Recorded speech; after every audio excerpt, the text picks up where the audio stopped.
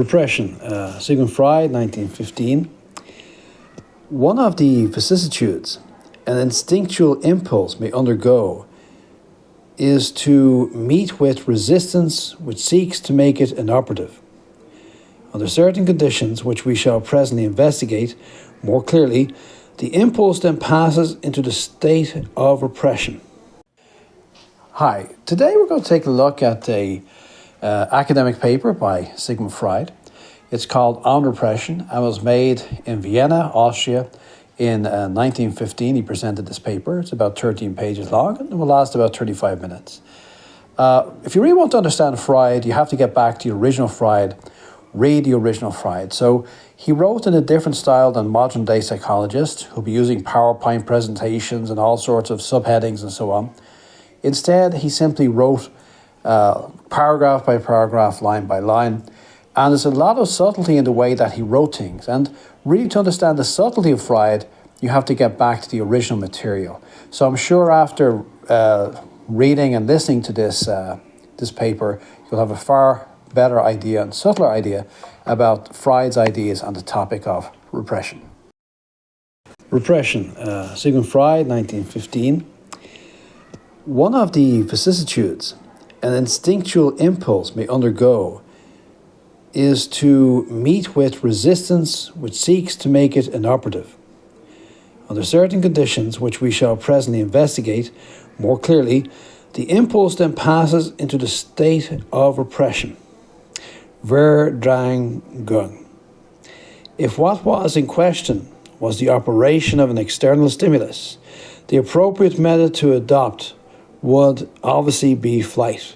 With an instinct, flight is of no avail, for the ego cannot escape from itself. At some later period, rejection, based on judgment, condemnation, will be found to be a good method to adopt against an instinctual impulse.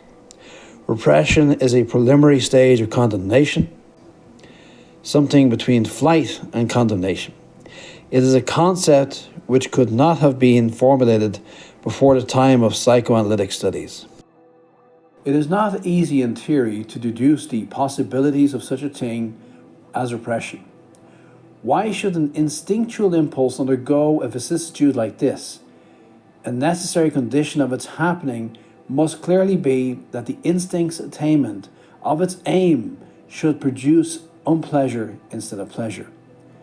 But we cannot well imagine such a contingency. There are no such instincts.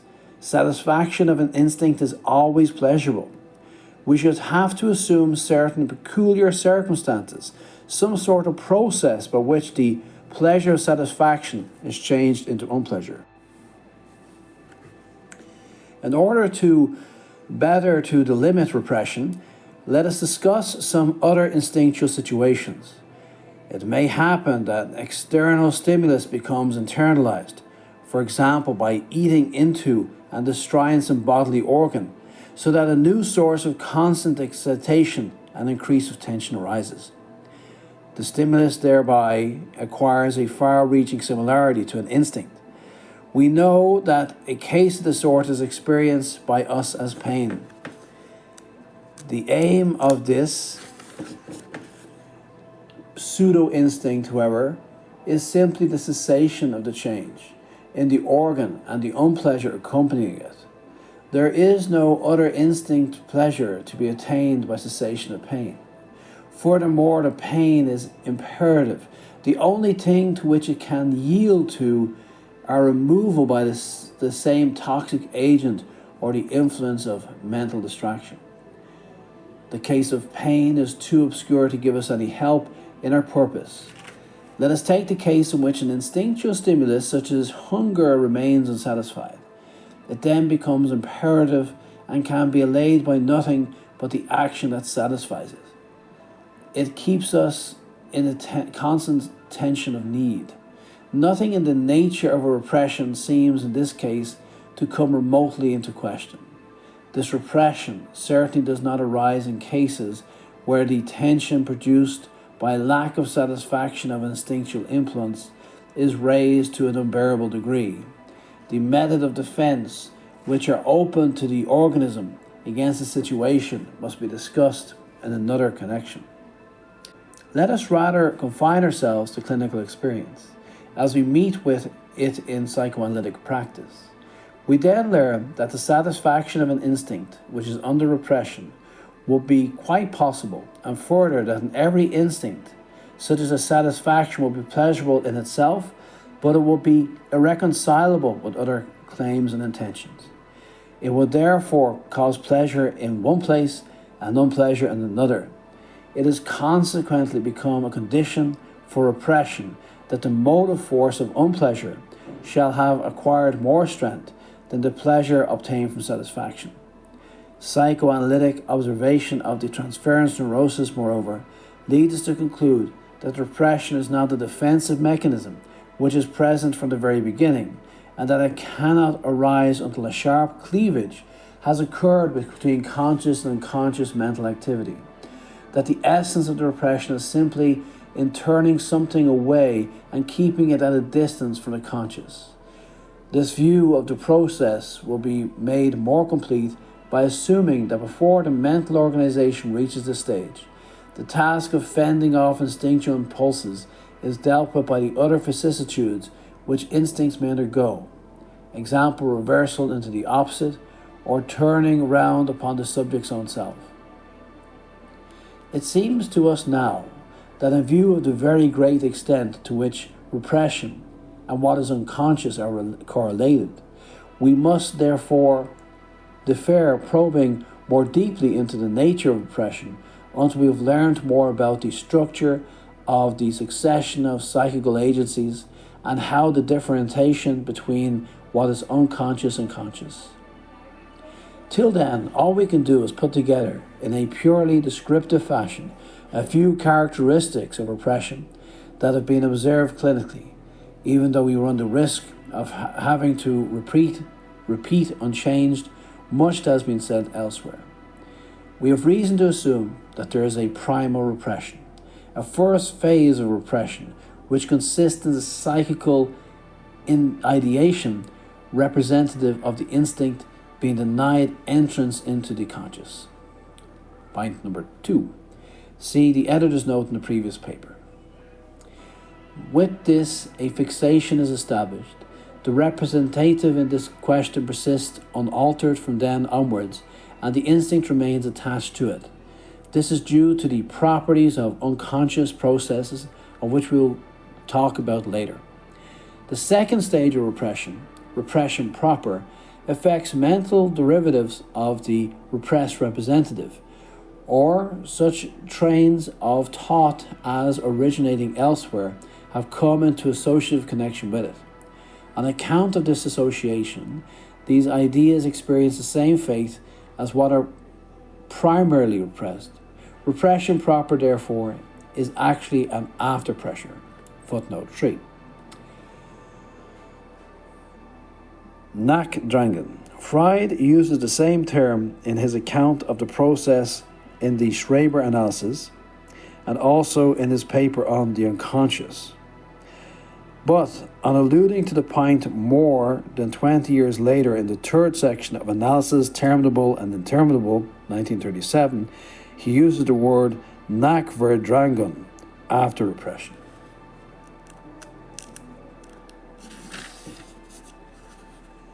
Moreover, it is a mistake to emphasize only the repulsion which operates from the direction of the conscious upon what is to be repressed. Quite as important is the attraction exercised by what was primarily repressed upon everything with which it can establish a connection. Probably the trend towards repression would fail in its purpose if these two forces did not cooperate. If there were not something previously repressed, ready to receive what is repressed by the unconscious.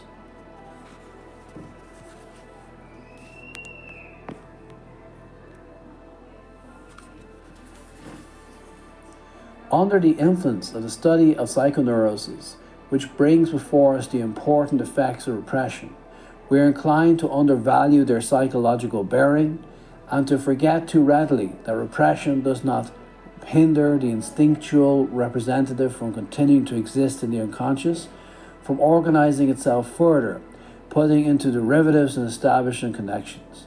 Repression, in fact, interferes only with the relation of the instinctual representative to one psychical system, namely to that of the conscious. Psychoanalysis is able to show us other things as well, which are important for understanding the effects of repression in the psychoneurosis. It shows us, for instance, that the instinctual representative develops with less interference and more profusely if it is withdrawn by the repression from conscious influence. It proliferates in the dark, as it were, and takes on extreme forms of expression, which, when they are translated and presented to the neurotic, are not only bound to seem alien to him, but frighten him by giving him the picture of an extraordinary and dangerous strength of instinct. The deceptive strength of the instinct is the result of an uninhibited development in fantasy and of the damming up consequent on frustration satisfaction.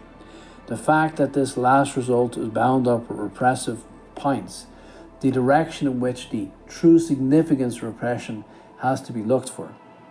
Reverting once more, however, in the opposite aspect of repression, let us make it clear that it is not even correct to suppose that repression withholds from the conscious all the derivatives of what was primarily repressed.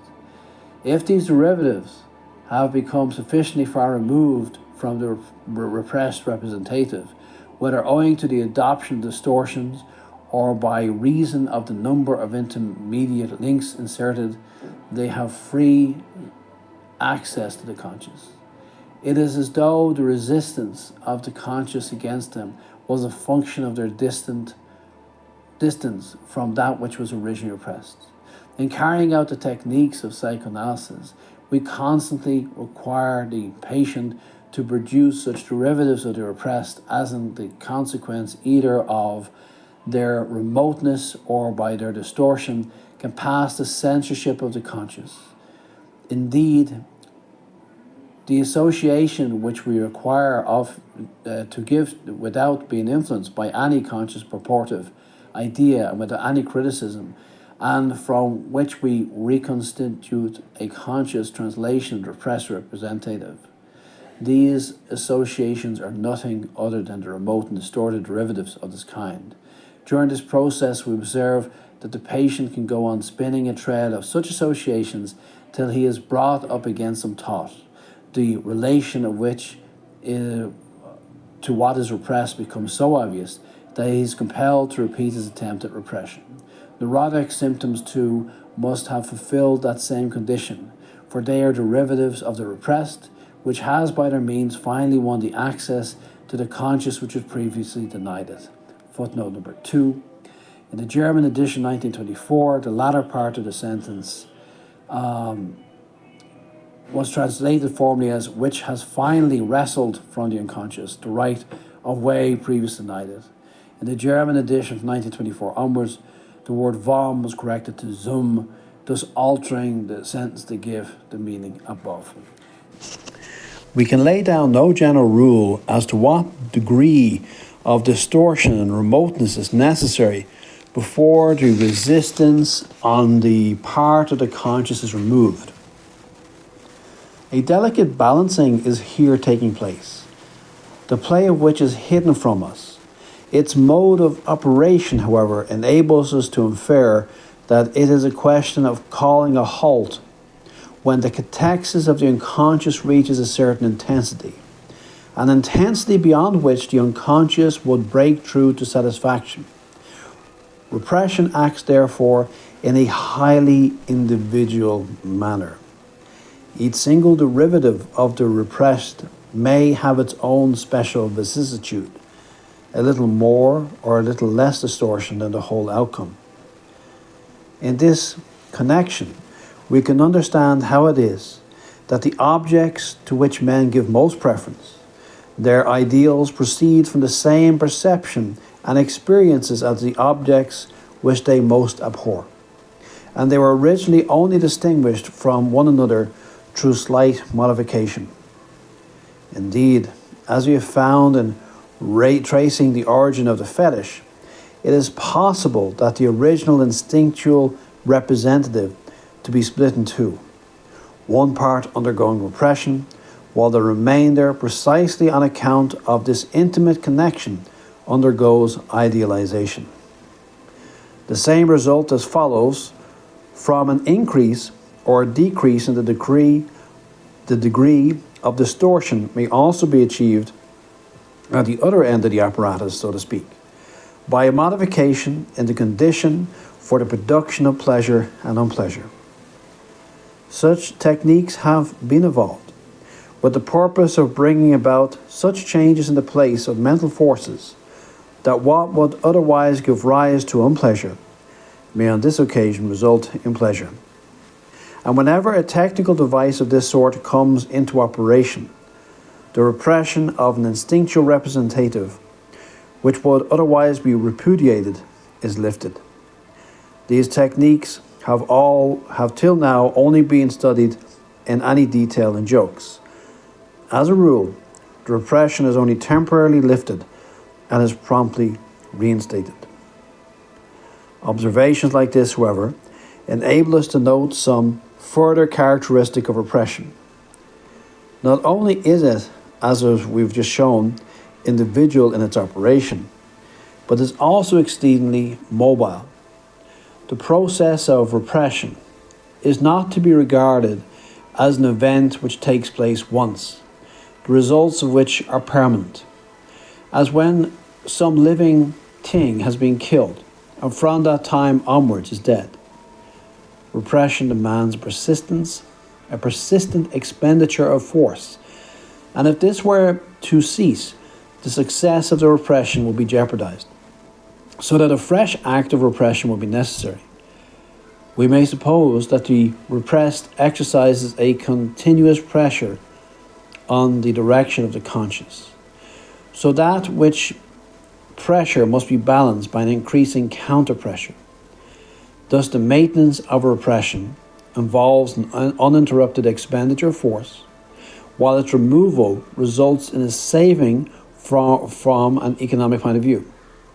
The mobility of repression, incidentally, also finds expression in the psychical characteristics of the state of sleep, which alone renders possible the formation of dreams.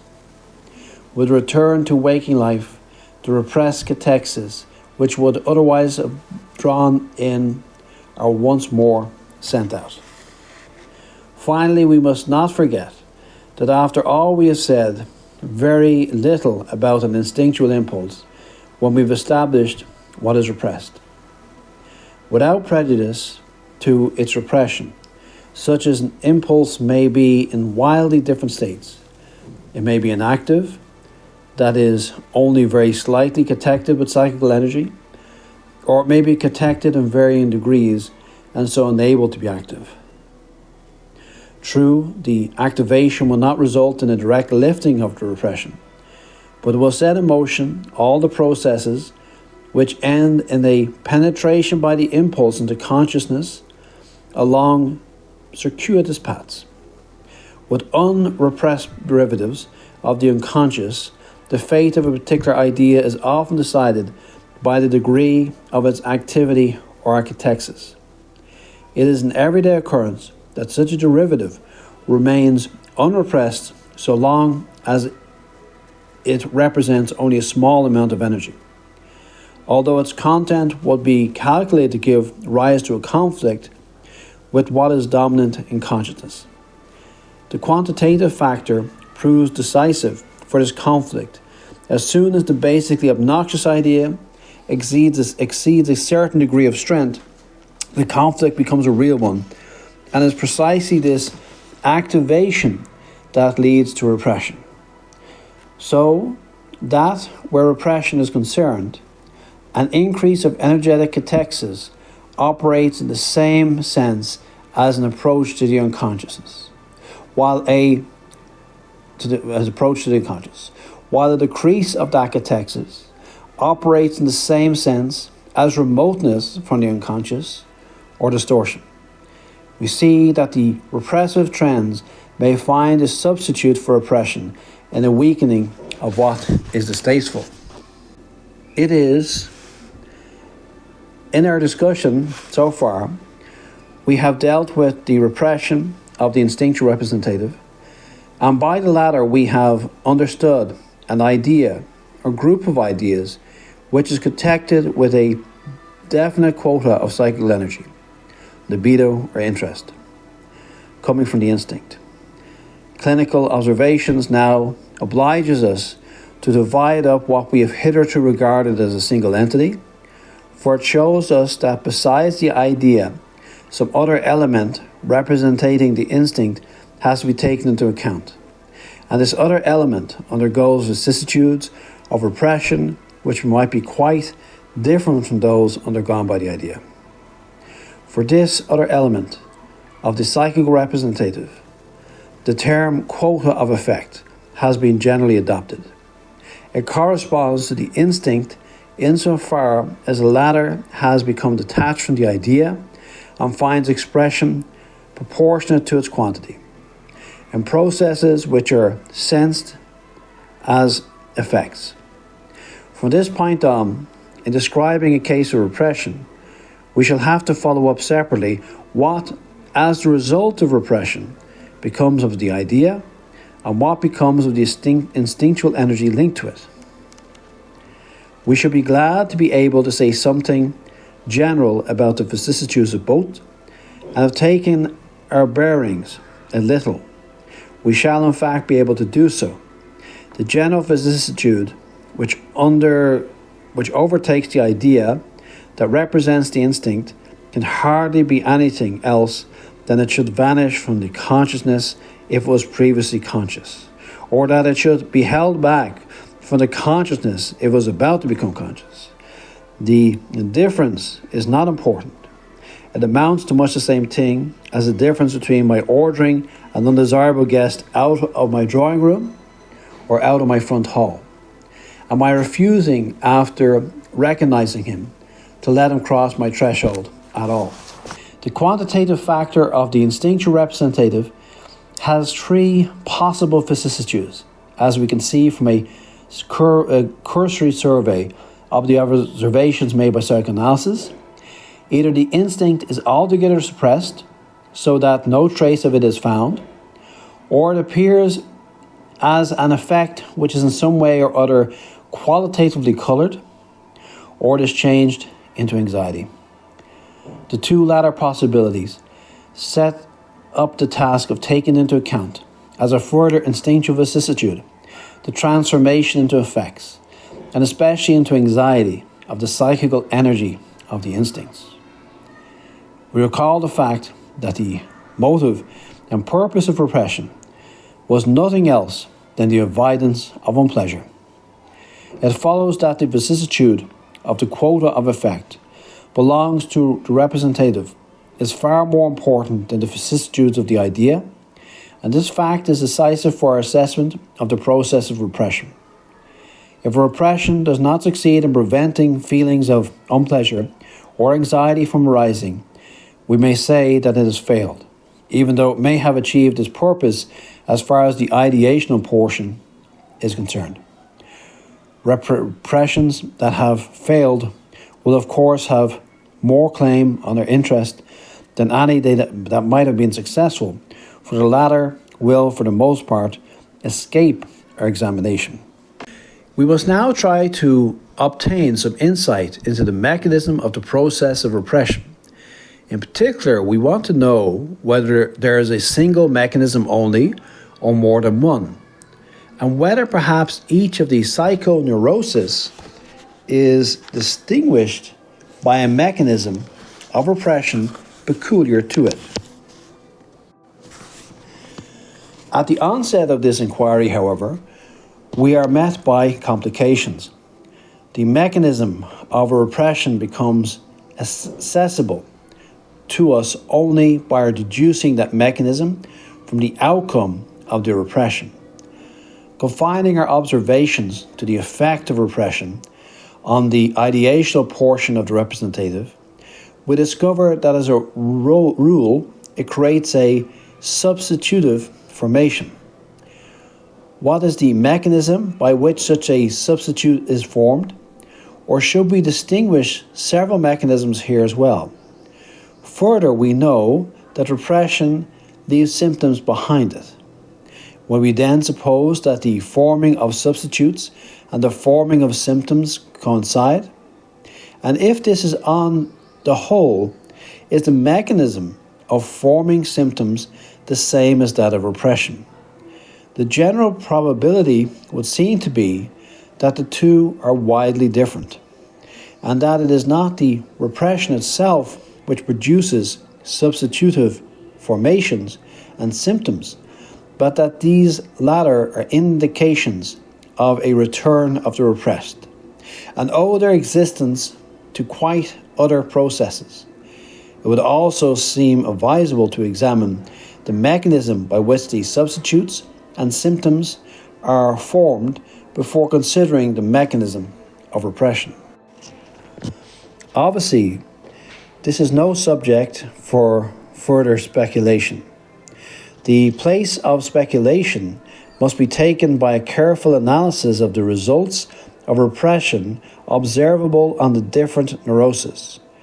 I must, however, suggest that we should postpone the task until we have formed reliable conceptions of the relation of the conscious to the unconscious. But in order that the present discussion may not be entirely unfruitful, I will say in advance that 1. The mechanism of repression does not in fact coincide with the mechanism or mechanisms of forming substitutes. 2. There are a great many different mechanisms of forming substitutes, and 3. The mechanism of repression have at least this one thing in common: a withdrawal of the catexis of energy, or libido, where we are dealing with sexual instincts. Further, restricting yourself to the 3 best known forms of psychoneurosis, I will show by means of some examples how the concepts here introduced find application to the study of repression.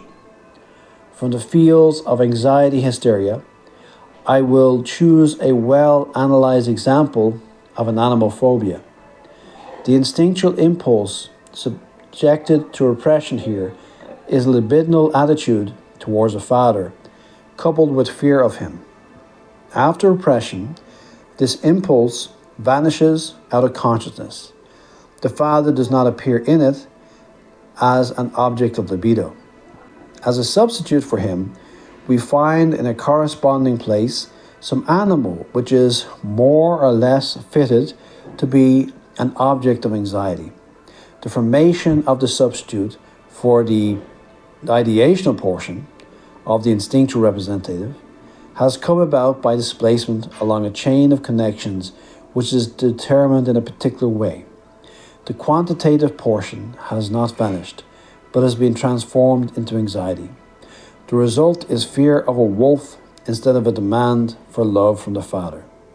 The categories here implied are of course not enough to supply an adequate explanation of even the simplest case of psychoneurosis. There are always other considerations to be taken into account. A repression, such as occurred as an animal phobia, must be described as radically unsuccessful. All that is done to remove and replace the idea, it has failed altogether in sparing on pleasure. And for this reason too, the work of the neurosis does not cease. It proceeds to a second phase in order to attain an immediate and more important purpose. What follows is an attempt at flight, the formation of the phobia proper, of a number of avoidances which are intended to prevent a release of the anxiety. More specialized investigation enables us to understand the mechanism by which the phobia achieves its aim. We are obliged to take quite another view of the process of repression when we consider the picture of a true conversion hysteria. Here, the salient point is that it is possible to bring about a total disappearance of the quota of affect. When this is so, the patient displays towards the symptoms what Charcot called in bel indifference de hysteria X. In other cases, this suppression is not so completely successful. Some distressing sensations may attach to the symptoms themselves, or it may prove impossible to prevent some release of anxiety, which in turn sets to work the mechanism of forming a phobia.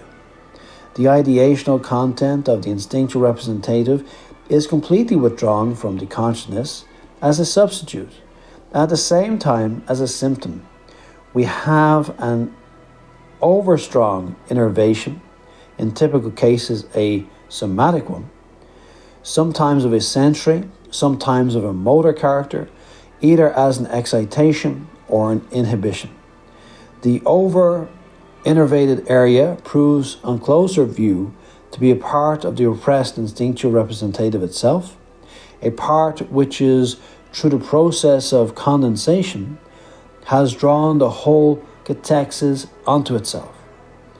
These remarks do not, of course, bring to light the whole mechanism of a conversion hysteria, and especially the factor of regression, which will be considered in another connection, has also to be taken into account.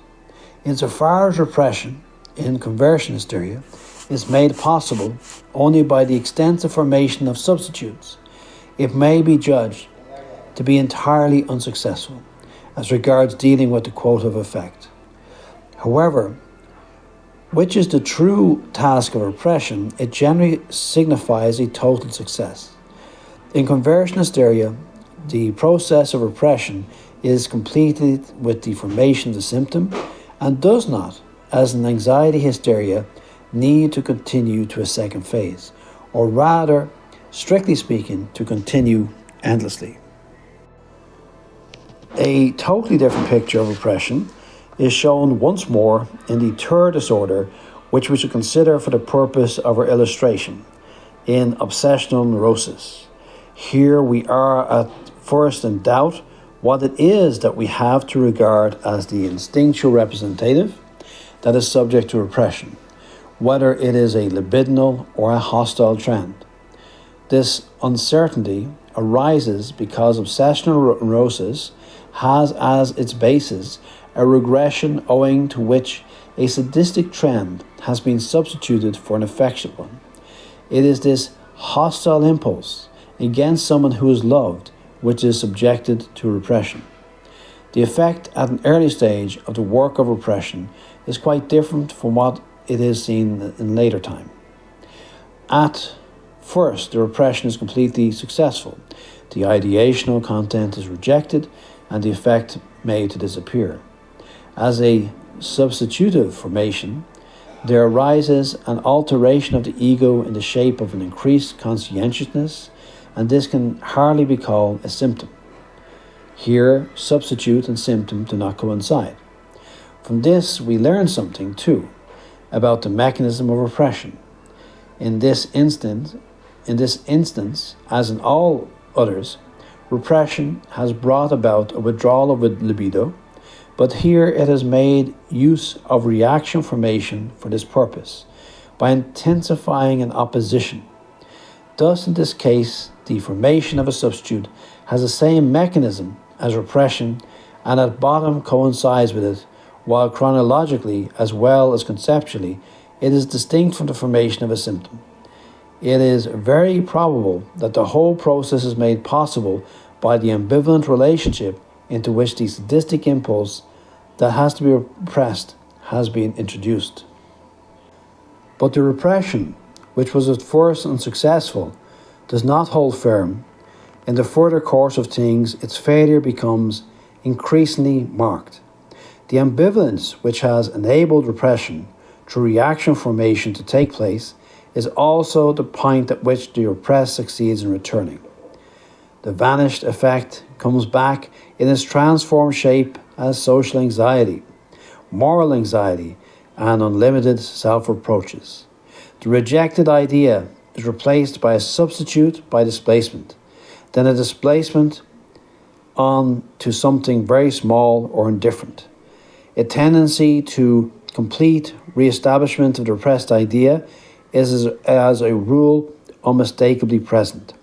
The failure in the repression of the quantitative effective factor brings into play the same mechanism of flight, by means of avoidance and prohibitions, as we have seen at work in the formation of hysterical phobias. The rejection of the idea from the conscious is, however, obstinately maintained, because it entails abstention from action, a motor fettering of the impulsion. Thus, in obsessional neurosis, the work of repression is prolonged to a sterile and interminable struggle. The short series of comparisons presented here may easily convince us that more comprehensive investigations are necessary before we can hope thoroughly to understand the processes connected with repression and the formation of neurotic symptoms. The extraordinary intricacy of all the factors to be taken into consideration leaves only one way of presenting them open to us. We must select first one and then another point of view, and follow up through the material as long as the application of it seems to yield results. Each separate treatment of the subject will be incomplete in itself, and there cannot fail to be obscurities where it touches upon material that has yet to be treated. But we may hope that a final synthesis will lead to a proper understanding.